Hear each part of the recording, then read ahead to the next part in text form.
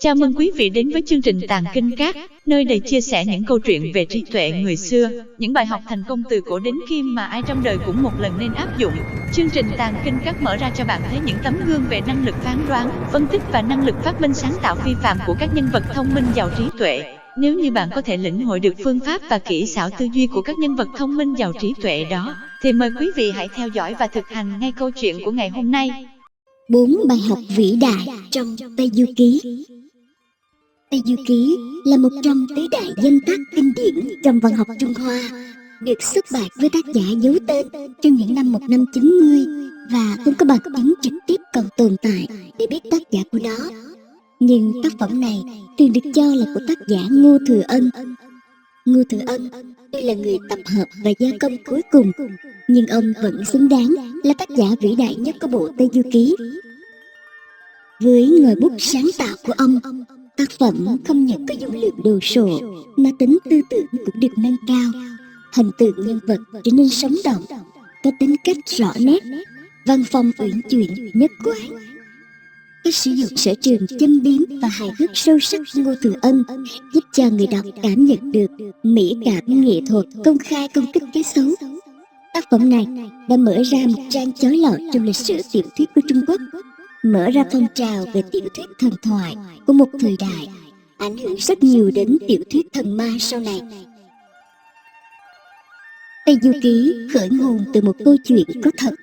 Nhà sư đời Đường Thái Tông tên là Trần Huyền Trang, hay còn gọi là Đường Tăng, Đường Tam Tạng. Năm 21 tuổi đã một mình sang Ấn Độ tìm thầy học đạo. Ông ra đi từ năm 629 đến năm 645 mới về Trung Quốc, tổng cộng là 17 năm. Trong đó có 6 năm tu học ở chùa Nalanda, một trung tâm Phật giáo hồi bấy giờ. Khi về nước, ông phải dùng tới 24 ngựa để tải 657 bộ kinh Phật. Câu chuyện có thật đó vốn đã mang màu sắc huyền thoại, được truyền tụng rộng rãi trong dân gian và thần thoại hóa. Đường Tam Tạng tuy là lấy từ nhân vật có thật, nhưng tính cách của nhân vật này trong truyện là hoàn toàn do tác giả sáng tạo nên. Ngoài ra, tác giả Tây Du Ký để sáng tạo nên câu chuyện Tôn Ngộ Không, Trừ Ngộ Năng và Sang Ngộ Tĩnh phò Đường Tăng sang phương Tây của Trung Quốc, tức là Ấn Độ. Đường đi gặp bao gian nan trắc trở, tổng cộng gặp đến 81 nạn. Cuối cùng cũng đều vượt qua, đến được xứ sở Phật tổ, mang kinh Phật về truyền bá ở phương Đông. Danh tác Tây Du Ký đồng thời cũng mang đến cho người đọc vô số các bài học giá trị. Dưới đây là 4 bài học vĩ đại của Tây Du Ký mà chúng tôi cho rằng mang tính phổ quát, giúp cho chúng ta có niềm tin sâu sắc về chân, hiện, mỹ.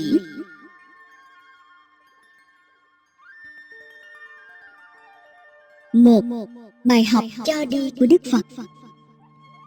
Phật tổ mở hội Vu Lan Bồn, định hướng việc truyền chân tinh Tam Tạng.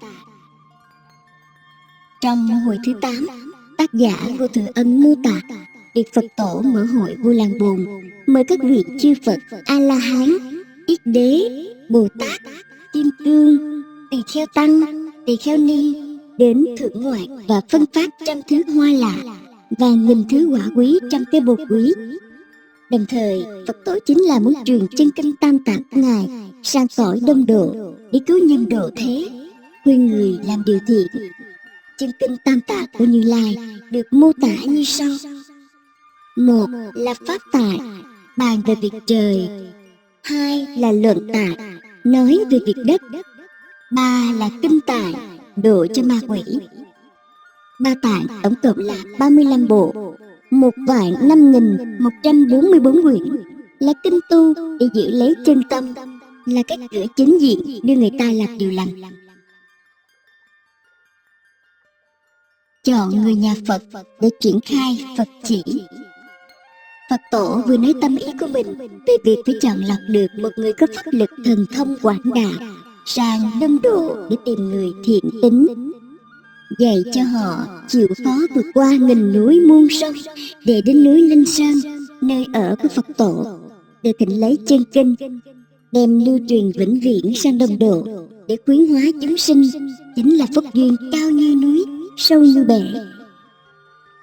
Vừa hay, Quan Thế Âm Bồ Tát xin tình nguyện đi triển khai Phật chỉ, mới biết được Phật tổ vốn đã chọn Quan Thế Âm Bồ Tát, nhưng vẫn là để cho Quan Thế Âm Bồ Tát tự tâm mà phát nguyện, chính là vẹn cả tâm ý của hai thầy trò.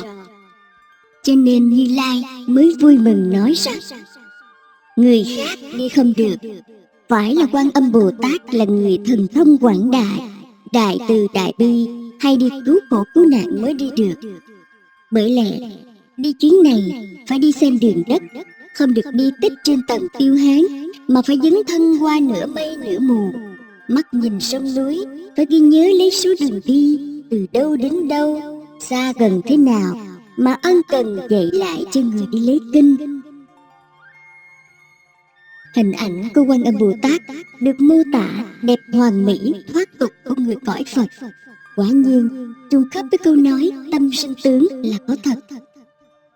Lý tròn bốn đức, trí khắp mình vàng, chuỗi hạt luồng ngọc biếc, khăn thơm viền lụa vàng, mái tóc xanh rì rộng uốn ngược, đai lưng đỏ tía phượt bay ngang. Cúc ngọc biếc, áo trắng phau, mây lành trùm bọc, quần cẩm nhung sao, mặt ngọc như vậy, môi son một điểm hồng, bình cam lộ luôn luôn đầy ắp, cành dương liễu mãi màu xanh. Ngoài ra, Phật tổ còn tặng 5 bảo bối để phù trợ cho người đi lấy kinh. Dân gian hay ca ngợi tâm Phật chính là để nói rằng tâm Phật là tâm tốt đẹp. Tâm Phật không chỉ là tình thương bao la cho chúng sinh, mà còn là biểu trưng của tấm lòng rộng lượng cho đi trước. Trong tác phẩm Tây Du Ký mô tả Phật tổ vì lo cho người thiệt tính khó đi đoạn đường tới Thiên Trúc dài 10 vạn 8.000 dặm, nên đã tặng cho người đi lấy kinh 5 thứ bảo bối thông qua Quan Âm Bồ Tát. Bảo bối thứ nhất, một tấm áo cà sa gấm. Mặc tấm áo cà sa gấm này của Phật tổ thì khỏi đọa vào vòng luân hồi, không vào trầm luân, không sa địa ngục, không gặp ách ác độc, không bị nạn hổ lang, đường khâu rồng uống, thoát tai ương quả cấp diều tha, sợi lụa hạt bay, hưởng phúc quả siêu phàm nhập thánh. Khi ngồi có muôn thần chầu chực, lúc đi được Phật hộ thân. Không chỉ có năng lực phi thường, áo cà sa còn được mô tả đúng với tầm của một bảo bối vô cùng quý giá, không thể tìm thấy ở chốn dương gian, mà chỉ có thể là bảo bối của cõi Phật. Áo cà sa này tầm xương miệng nhả ra tơ, thợ khéo tay ươm nên sợi, tiên nga dệt lụa, thần nữ quay tơ, từng vuông gấm vắt hoa thêu, mỗi tấm lụa chầm vóc gấm, hoa thêu lấm lánh rạng màu tươi, sắc thắm huy hoàng, khoe vẻ đẹp. Mặc vào đầy người mây tía quấn, gợi ra một đoạn khói thơm bay, ba cửa trời quát lộn bóng huyền quang, sèn tây phiên vẽ rực rỡ trông như hình tinh đậu. Bốn góc đều ngọc dạ quang, trên đỉnh gài viên châu tổ mẫu, đầu không chiếu rọi cả toàn thân, nhưng cũng sáng trong hơn bát bảo. Áo cà sa này, cái nhàn gấp lại, muôn tầng tuyết trắng mây xanh, gặp thánh mặc vào, khắp chốn thần kinh quỷ sợ. Bên trên có Như Ý Châu, Mani Châu, Tị Trần Châu, Định Phong Châu. Bên dưới có Hồng Mã Não, Từ San Hô, Dạ Minh Châu, Xá利Tự. Trông hơn vẻ nguyệt, đỏ tự mặt trời. Những tầng tiên khí ngất ngây trên không, cửa trời sáng lạ, mấy đạo tường quang bóng thánh, tà vạc huy hoàng, chiếu khắp non đeo cọc sợ, bóng tràng sông bể, cá rồng kinh, và hai bên vàng giác, cổ vai một loạt ngọc vì. Mô tả đến nay thì chúng ta hẳn đã thấy được giá trị của một cái bát vàng của Đường Huyền Trang chưa đủ để so sánh với một cái nút áo cà sa rồi. Cho nên cũng dễ hiểu vì sao Đường Huyền Trang rất ít khi nào mặc chiếc áo cà sa này trong lúc đi thỉnh kinh, vì sợ rằng vẻ đẹp của áo cà sa làm hoa mắt chúng sinh ở dân gian. Bảo bối thứ hai đó là một cây tích trượng 9 vòng. Cầm cây tích trượng này của Phật tổ thì không bị những giống ác vật gây hại. Ngoài năng lực siêu phàm trên, Kệ Tích Trượt còn được mô tả vô cùng giá trị.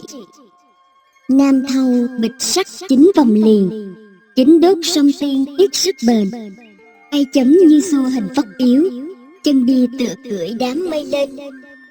Ma Kha năm tổ nơi trời thẳm, La Bạc điềm bà phá đất liền.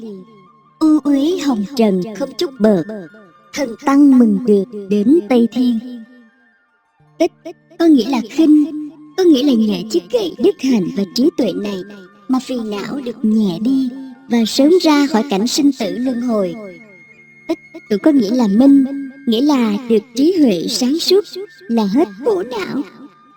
Trên đầu Tích Trượng sở dĩ có 12 vòng khoan là biểu trưng cho thập nhị nhân duyên mà Đức Phật giác ngộ được để chứng thành đạo quả.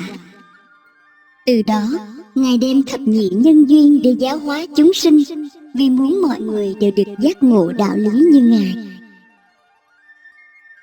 3 bảo bối còn lại, đó chính là 3 thiên thần chú, gọi là Kim Khẩn Cấm, để thu nạp và dạy dỗ 3 đệ tử có phép thần thông để phụng sự cho người đi lấy kinh. 3 bảo bối này đã giúp cho Đường Tăng thu phục được 3 vị đồ đệ có phép thuật thần thông. Tôn Ngộ Không, nguyên là Tề Thiên Đại Thánh, từng đại náo thiên cung, bị Phật tổ phạt giam dưới núi Ngũ Hành Sơn 500 năm.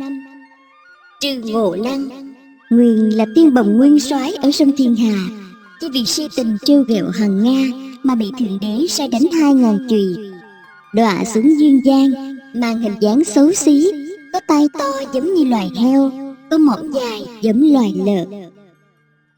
Sa Ngộ Tĩnh, nguyên là Quyển Liêm đại tướng, coi xe loan ở Điện Linh Tiêu, chỉ vì sảy tay đánh vỡ chiến lưu ly ở hội Bàn Đào mà bị Thượng Đế phạt 800 trượng, đầy xuống hạ giới. Cứ 7 ngày một lần, cho ngọn phi kiếm đâm vào ngực hơn 100 nhát. Sa Tăng ngự tại sông Lưu Sa với hình dạng 10 phần xấu ác. Bên cạnh đó, dưới đây là những món quà của Quan Âm Bồ Tát. Quan Âm Bồ Tát đã giáo hóa Tôn Ngộ Không rằng trong môn phái ta lấy tịch diệt làm thực, cần phải có lòng tin và chính quả. Giả sử có gặp phải chỗ đau mình khổ nhọc, ta cho người được kêu trời trời ứng, gọi đất đất thưa. Còn đến lúc không tài nào thoát nạn, ta cũng sẽ đến cứu. Đồng thời, Quan Âm Bồ Tát còn tặng mấy pháp thuật cho Tôn Ngộ Không, đó là 3 lá dương liễu biến thành 3 sợi lông cứu mạng. Nếu gặp phải lúc không còn trông cậy ai cứu giúp được, có thể đem ra dùng, tùy cơ ứng biến, sẽ cứu khỏi hết tai nạn cấp bách. Có thể nói, đây chính là tấm lòng từ bi quảng đại Quan Âm Bồ Tát.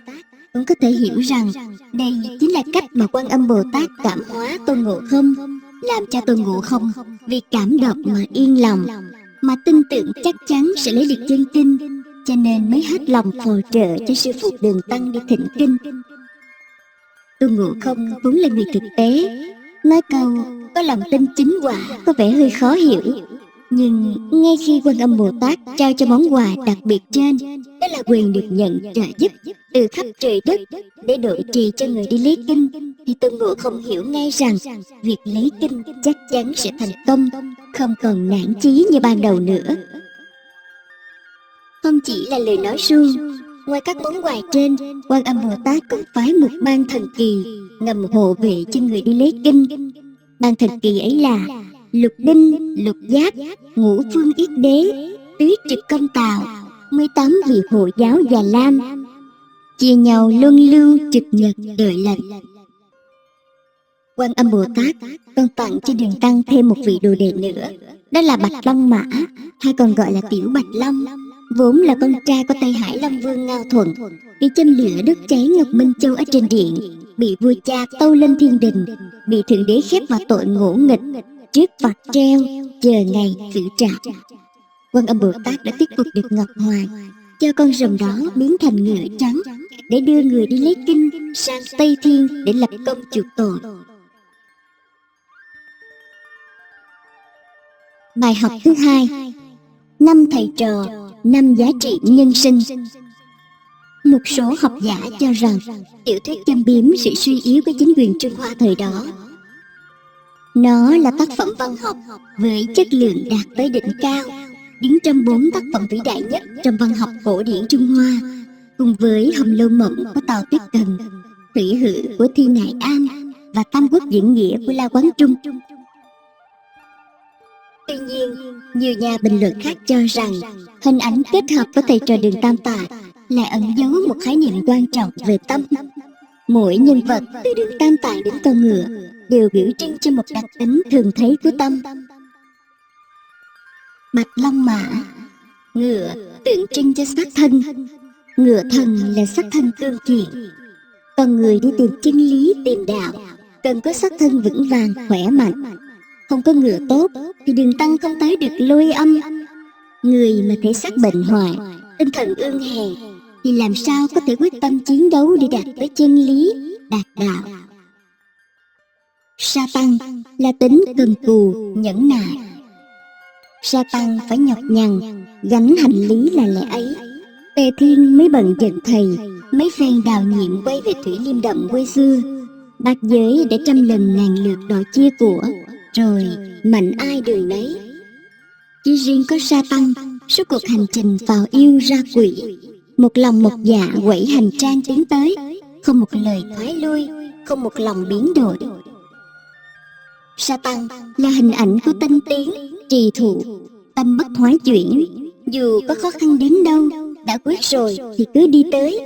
Khí giới của Sa Tăng vì thế là bảo trượng có đầu dẹp và bén nhọn, để mà dễ dàng găm chặt vào, ghim chặt vào.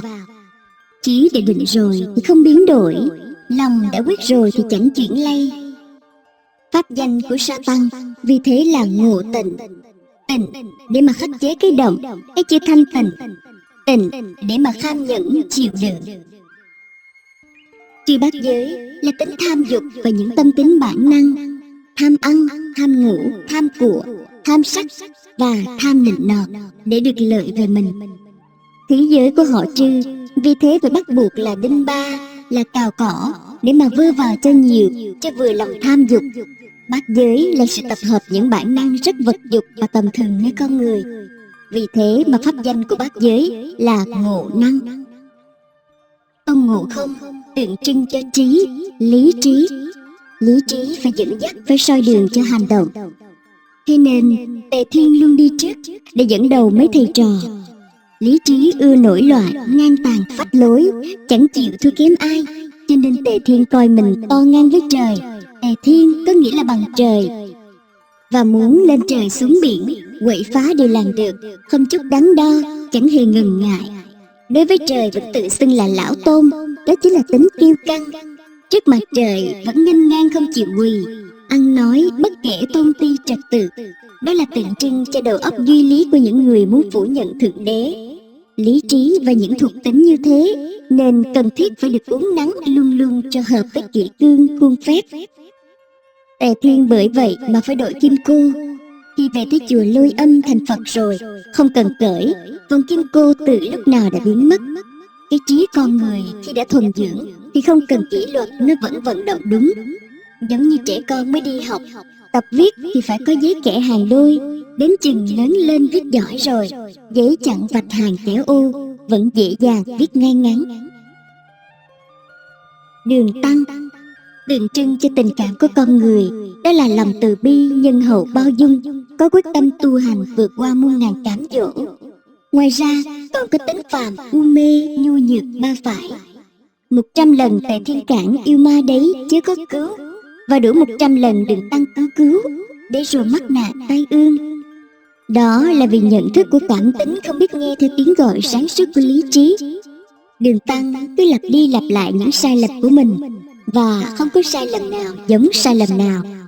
Con người cũng thế, cứ đi từ sai lầm này đến sai lầm khác mà thôi.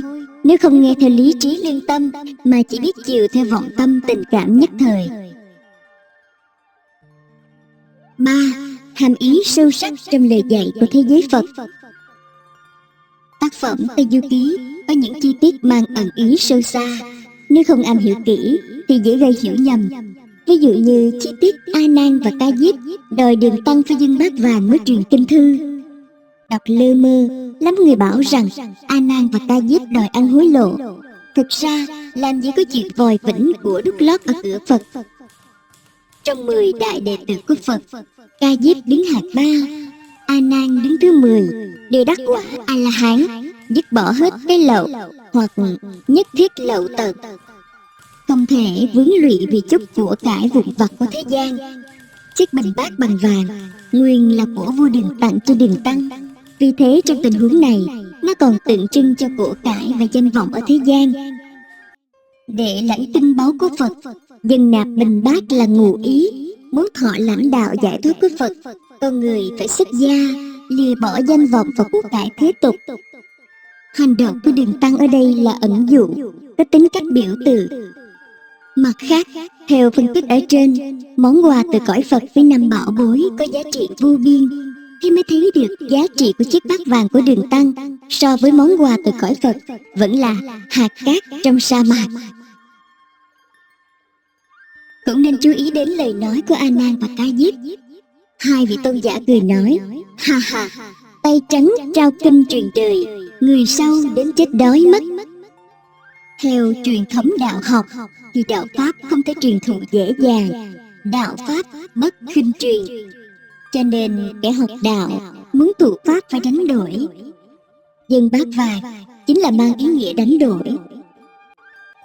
Nếu dễ dàng truyền đạo pháp cho người không xứng đáng, không muốn đánh đổi, chẳng những kẻ ấy không thể hoàn dương được chính pháp, mà còn khiến cho dòng đạo pháp suy tàn, bế tắc. Như thế, đời sau sẽ không còn được hưởng pháp thực nữa, nghĩa là tâm linh con người sẽ đói. Ngoài ra, còn một ý nghĩa khi phải để lại bát vàng, bát chính đạo.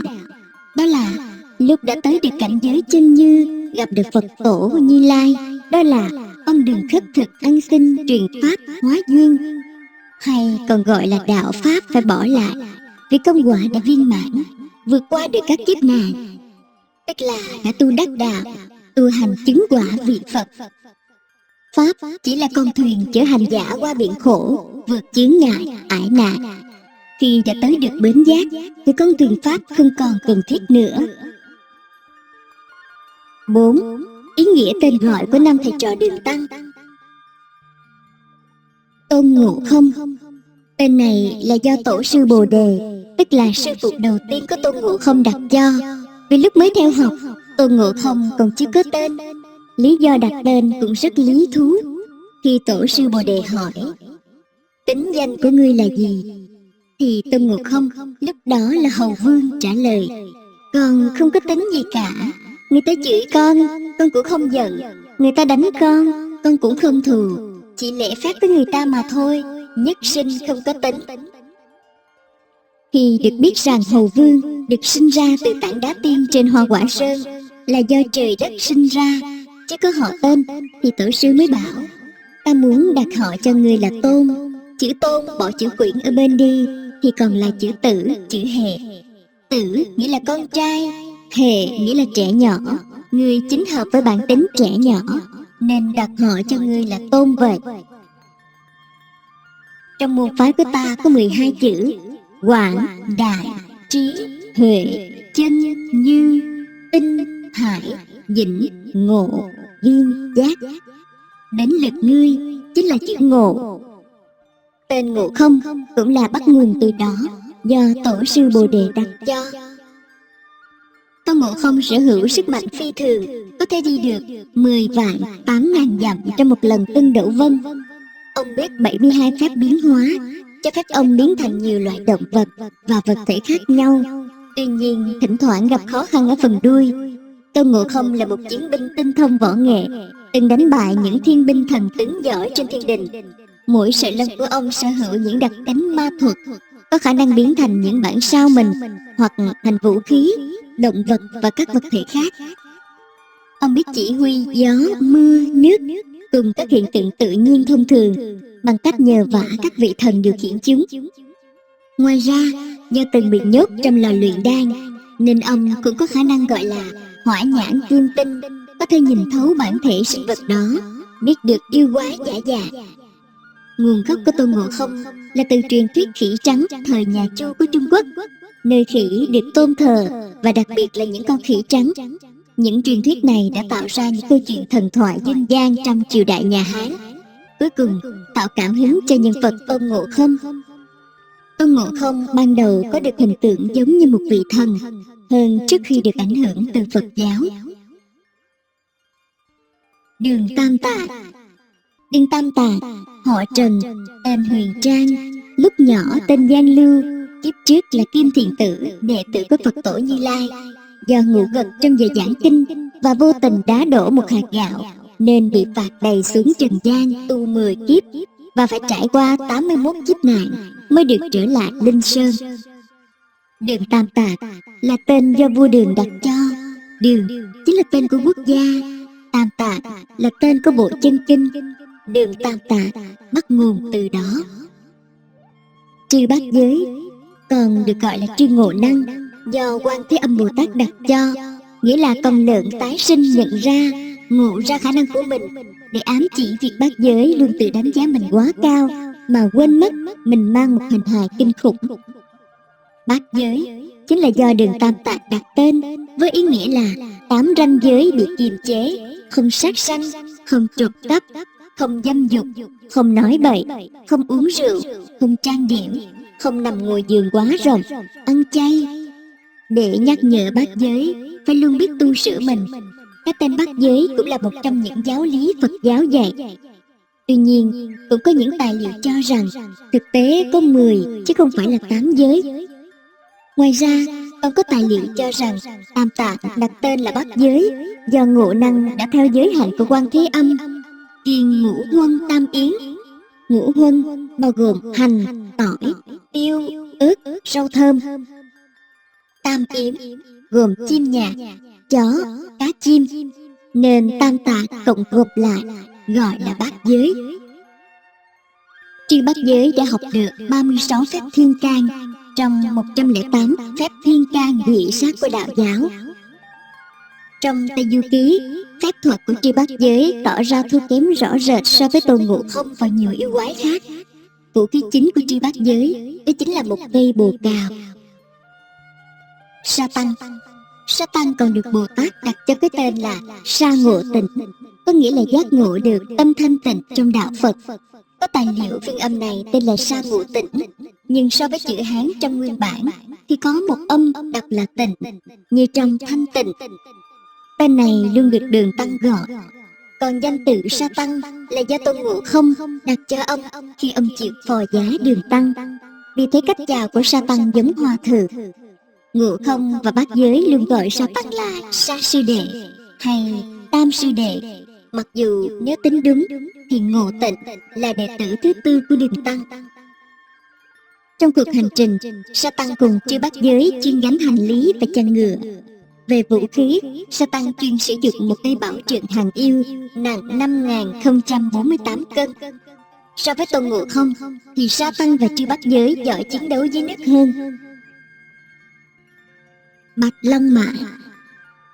Bạch Long Mã hay còn gọi là Tiểu Bạch Long là con trai của Tây Hải Long Vương, em Đông Hải Long Vương, là đồ đệ thứ hai của Đường Tăng đi Tây Thiên Thịnh Kinh, được Đường Tăng thu phục ngay sau khi thu phục Ngộ Không.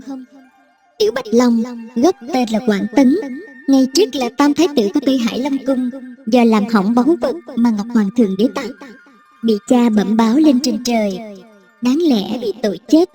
Vì thế mà Quan Âm Bồ Tát đã cho phò giá Đường Tăng để chuộc lại những lỗi lầm đã gây ra. Bạch Long Mã là một người khôi ngô tuấn tú. Khi phò giá Đường Tăng, ông là một con ngựa, rất ít khi cùng với các sư huynh tham gia chiến đấu với yêu quái.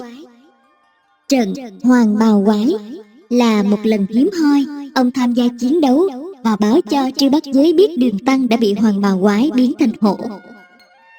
Cảm ơn quý vị đã quan tâm theo dõi. Hãy giúp chương trình Tàng Kinh Các ngày càng phát triển. Xin hãy vui lòng ấn nút đăng ký và ấn nút chuông thông báo để đón xem chương trình mới nhất và chia sẻ rộng rãi để giúp quý khán giả khác cũng nhanh thành công hơn. Cho đi là được nhận lại. Xin cảm ơn.